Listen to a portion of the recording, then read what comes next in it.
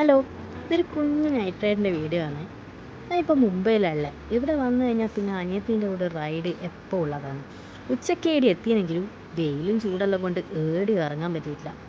ക്ഷീണം പിടിച്ചു. അതുകൊണ്ട് രാത്രിയേക്ക് മാറ്റി. പിന്നെ കഥയെല്ലാം പറഞ്ഞ് അങ്ങനെ ഓടിച്ച് നമ്മൾ ഡിമാർട്ടിലേക്കാണ് പോയത്.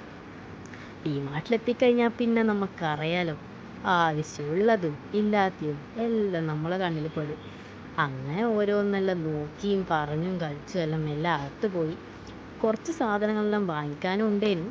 അങ്ങനെ അതെല്ലാം നോക്കി കുറച്ച് സാധനങ്ങളെല്ലാം എടുത്ത് എല്ലാം കഴിഞ്ഞ് നമ്മൾ നേരെ പോയത് ഫാൻസി സെക്ഷനിലാണ്.